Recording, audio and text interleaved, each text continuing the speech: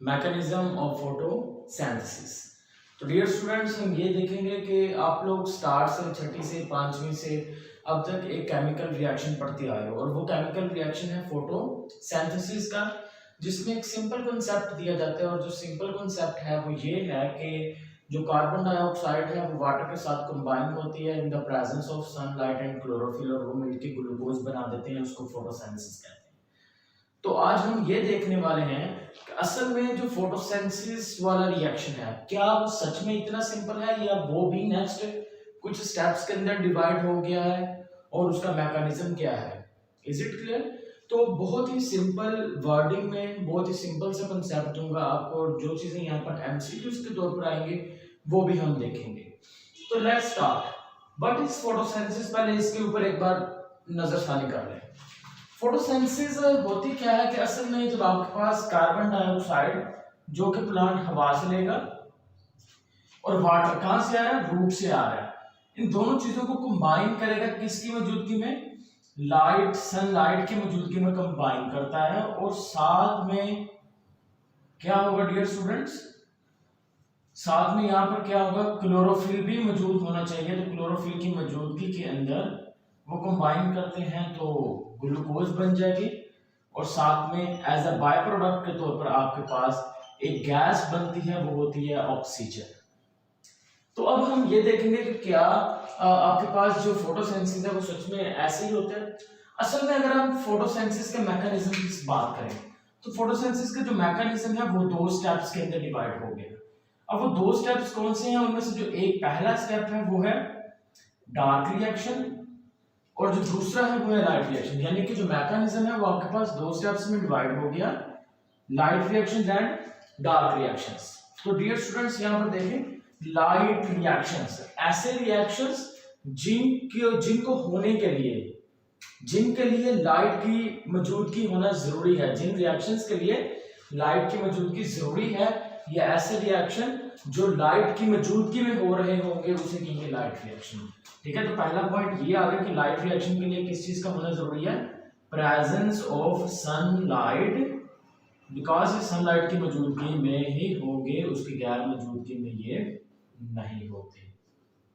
ठीक है, यानी कि हम ये कह सकते हैं कि इन रिएक्शंस के लिए सनलाइट का होना जरूरी होता है। ठीक है, तो सेकंड चीज पे देखें, जो लाइट रिएक्शंस होते हैं डियर स्टूडेंट्स, लाइट रिएक्शन में कार्बन डाइऑक्साइड और वाटर, इन दोनों में सिर्फ एक चीज इस्तेमाल होनी है। एक चीज जो है ये रिएक्टेंट्स है, ये प्रोडक्ट्स बन गए हैं।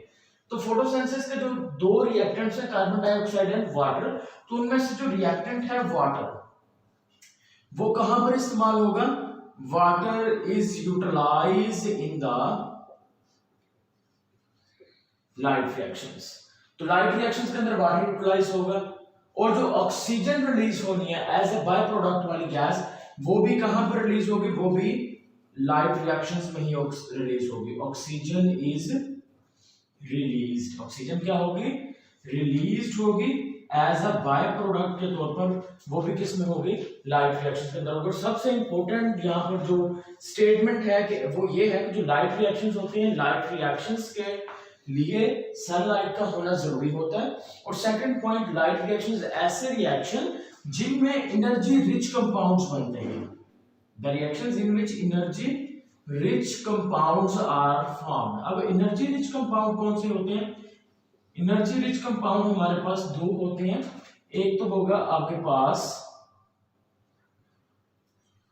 NaDH, ठीक है, nicotinamide adenine dinucleotide, ये एक आपके पास क्या है, this one is a coenzyme है ये। ठीक है, तो ये इसके अंदर असल में क्या होगी, एनर्जी मौजूद होती है। इसके अंदर डियर स्टूडेंट्स क्या चीज मौजूद है, इसके अंदर एनर्जी मौजूद होती है। तो अब सेकंड अगर हम बात करें तो एनर्जी रिच कंपाउंड की, तो जो एनर्जी रिच कंपाउंड होता है उसका नेम आ जाएगा आपके पास ATP। ठीक है, क्या नेम है, ATP। तो हम ये कह सकते हैं कि लाइट रिएक्शंस आपके पास ऐसे रिएक्शंस होंगे जिसमें एनर्जी रिच कंपाउंड बन रहे होते हैं, जिसके लिए सनलाइट का होना जरूरी है, जिसमें वाटर इस्तेमाल होगा और oxygen as a byproduct release होगी। ये एमसीक्यूज में भी पूछे जा सकते हैं कि आपसे पूछे जा सकते हैं कि जो ऑक्सीजन है वो किस रिएक्शन में रिलीज होती है, लाइट या डार्क में, तो आप क्या कहेंगे, लाइट में रिलीज होती है। नेक्स्ट आ गया डार्क रिएक्शन। देखें, ऐसे रिएक्शंस देखें, यहाँ पर एक कॉन्सेप्ट मिस कर दिया जाता है, इसको मिक्स किया जाता है। क्या मतलब स्टूडेंट्स के ध्यान में आता है शायद जो लाइट रिएक्शंस हैं वो दिन के वक्त हो रहे हैं और जो डार्क रिएक्शंस हैं वो रात के वक्त हो रहे हैं। ऐसा बिल्कुल नहीं है।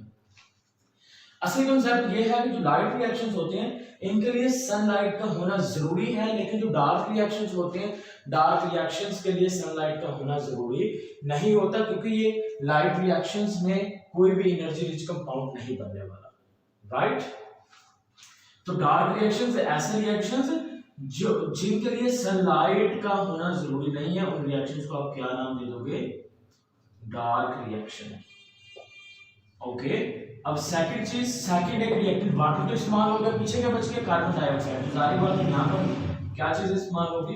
कार्बन डाइऑक्साइड यहाँ पर क्या इस्तेमाल होने वाली है? यूटिलाइज हो जाएगी। Is it clear? अब ऑक्सीजन यहाँ पर बन गई, तो इसका मतलब है जो ग्लूकोज है वो किस रिएक्शन के अंदर बनेगा? वो आपके पास डियर स्टूडेंट बन जाएगा डार्क रिएक्शन में। क्या चीज बनेगी?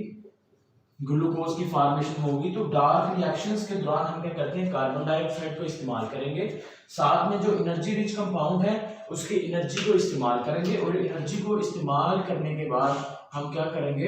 कार्बन डाइऑक्साइड को चेंज कर देंगे किसके अंदर? ग्लूकोज के अंदर। C6H12O6 के अंदर क्या कर देंगे? चेंज कर देंगे। तो हेंस आपके पास देखें इन दोनों रिएक्शंस को अगर मिला कर देखें तो ग्लूकोज भी बन रहा है और साथ में ऑक्सीजन भी बन रहा है, वाटर भी इस्तेमाल हो रहा है, कार्बन डाइऑक्साइड भी इस्तेमाल हो रही है, सनलाइट भी इस्तेमाल हो रही है और एनर्जी रिच कंपाउंड भी बन रहे हैं। तो कुल मिला के ये आपके पास आ जाएगा फोटोसिंथेसिस का मैकेनिज्म। अब पॉइंट और एमसीक्यू देखें।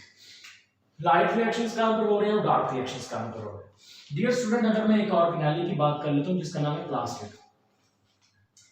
अब प्लास्टिड के तीन टाइप्स होती हैं, क्लोरोप्लास्ट, लीकोप्लास्ट एंड क्रोमोप्लास्ट। लेकिन यहाँ पर क्योंकि हम फोटोसिंथेसिस देख रहे हैं तो हम जिक्र करेंगे क्लोरोप्लास्ट का जिक्र।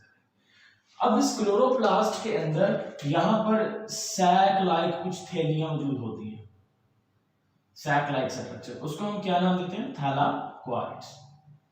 अब लाइट रिएक्शंस डियर स्टूडेंट्स जो होंगे that takes place in the thylakoids membranes. अगर मैं इस थैलाकोइड को बड़ा करके बनाता हूं तो ये जो थैलाकोइड की जो मेम्ब्रेन्स यहाँ पर बनी है वहां पर क्या होंगे? आपके लाइट रिएक्शन। तो लाइट रिएक्शंस कहां पर हो रहे हैं? लाइट रिएक्शंस हो रही हैं थैलाकोइड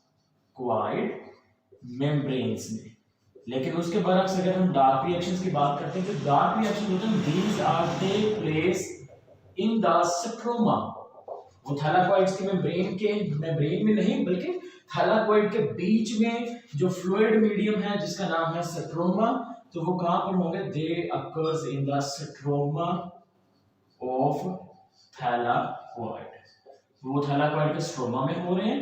थैलाकोइड पोर्शन किसका था? क्लोरोप्लास्ट का था।